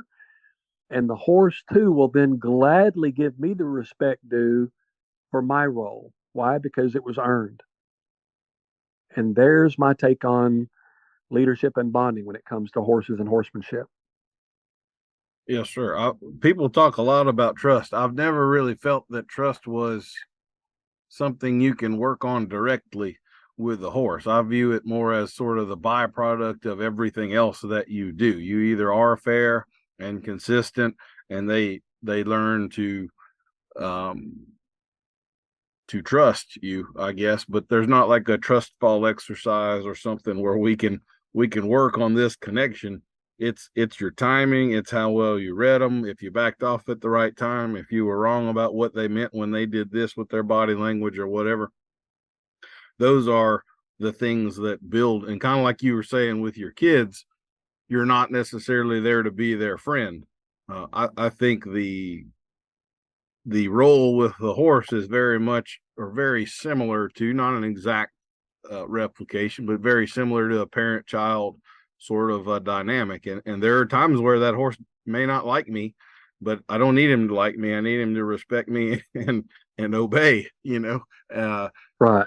just like your kids. There may be moments, on the micro end of the scale where things aren't real smooth, but it's way more important that that moment happens in the big picture, and we kind of sacrifice the small picture at a time, or not sacrifice, but we use it appropriately, even though it might not be something that's enjoyable in the moment. At any Yes, rate, sir. I really find we've got this leadership and dominance and all. Sort of what always comes to mind when I hear the bad talking about dominance is, do you remember the professional wrestler Macho Man Randy Savage? Oh, yes, sir. I remember that. Yes, sir. Yep. I always hear in the back of my head that you need to be dominant to your horse, but that's not the same thing as dominate. There's Right. kind of degrees to this stuff, and a lot of times moderation is the place to be. But anyway, Right. Yep. um, well, Van, that's kind of everything that I had planned on talking with. I'll certainly give you the floor if there's anything else you wanted to bring up or that I forgot or whatever. Now's the time. Well, Daniel, I can't think of a thing other than I deeply appreciate the fact that you've given me an opportunity to visit with both you as well as your audience. And the time shared with you is just very, very precious. I appreciate that, because I know we've made phone contact a time or two in the past, or message contact back and forth in the past, but yet we've not had an opportunity to sit down and visit this long. So it's been a great pleasure for me to be able to do that. And I just hope that your listeners get something out of it. I'm sure they will. And we had actually, I think I was speaking more with your wife, but we were in talks of trying to set up a co-clinic together, and then COVID hit, and that of course blew the whole world up. So I would love to get together with you and do something like that. I hadn't got to ride with you yet, and I would love to do it at some point. So that's an open invitation. If we can figure out how to make it work and the logistics of it, I'd love to do it. So You bet. That sounds wonderful to me. And I know it seems that we've got a lot of folks from your part of the country coming this direction for some of the stock horse shows. So maybe we can kind of make that kind of blend and work for everybody. And we can take advantage of those folks interested in that area, and then at the same time put both you and I in the saddle together sometime as well. absolutely. Well, folks, you heard it. We're interested. So when y'all see this episode put out on social media, hit us up, and either one of us, and we'll figure out, make sure we got the audience together and where it makes sense to do it. And we'd like to do it if y'all would like to do it. So, well, like I say, Van, we'll have in the show notes, we'll have links to all of your stuff. It's probably going to be about 2 weeks from now before I get this all edited and ready to release. But I'll contact you and let y'all know when it's coming out. And if y'all will put it on your social media and everything, and hopefully get as many ears on it as we can get. Folks, as always, I'll remind y'all, I have a Facebook group, Bit Spurs and Good Sense, and that's where I do a lot of the question and answer stuff and pose. This person's going to be on the podcast. I'll be interviewing them if y'all have specific questions for them or take requests on, hey, you need to have so and so on. So check out that group and hit us up. And Van, I certainly do thank you for coming on. I apologize it's taken me this long to get you on here. You've been on the list from the very beginning, I can assure you that. But I'm glad that we got to make it happen. So, yes, sir. Appreciate it very much. And again, thank you for affording me the opportunity to do so. Absolutely. Give your best, my best to your wife, and we'll be in touch. Likewise. Thank you, Daniel. Yes, sir.